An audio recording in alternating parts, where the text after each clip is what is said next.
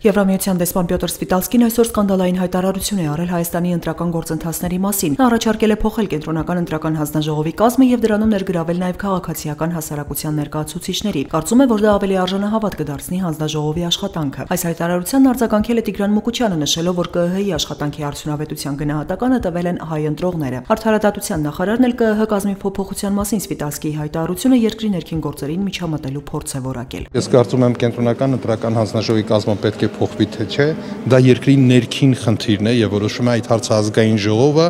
եւ եթե պարոն Սվիտալսկին նման հայտարարությամբ հանդես է եկել, ես ծանոթ չեմ նման հայտարարությանը, ես կարծում եմ դա որոշակի փորձ է ներքին քաղաքականության մեր հարցերին միջամտելու, ինչը համարում եմ անթույլատրելի։ Պյոտր Սվիտալսկին խոսել է նաև ընտրական օրենսգրքի մասին, նշելով, որ իշխող ուժերը փորձում են այն հարմարեցնել իրենց քաղաքական շահերին։ Նա խորհուրդ է տվել պատրանքներով չտարվել եւ փորձել հասկանալ, արդյոք իշխանության եւ ընդդիմության կոնսենսուսով ընդունված ընտրական օրենսգրքի փոփոխությունները ծառայեցին իրենց նպատակին։ Սրան եւս Դավիթ Հարությունյանը հակադարձել է, հիշեցնելով, որ ընտրական համակարգի մասին կարող է խոսել միայն մասնագիտական կառույցը, այդպիսին է Վենետիկի հանձնաժողովը, որի անդամները տվել են իրենց գնահատականը։ Հայաստանի ընտրական օրենսգիրքը համապատասխանում է միջազգային չափանիշներին։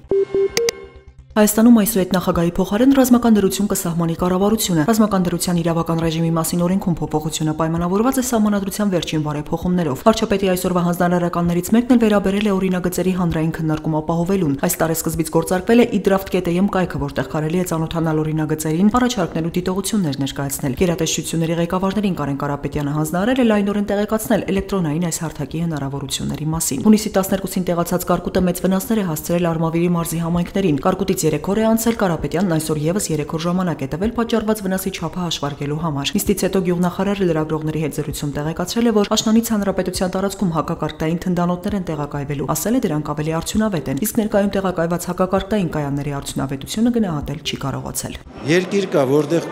արդյունավետ է, տարածք կա, որտեղ արդյունավետ, տարածք կա, որտեղ արդյունավետ չի։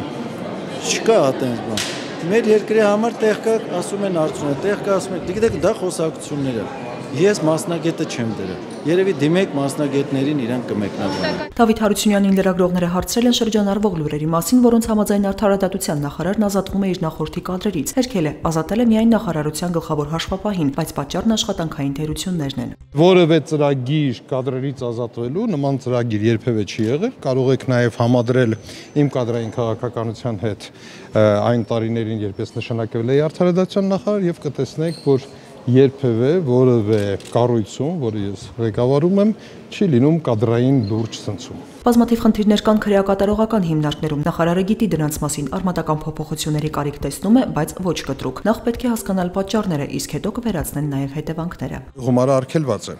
Թղթախաղը ընդհանրապես գաղութում արգելված է։ Որն է, շատ ճիշտ եք ասում, որն է ծնող պատճառը։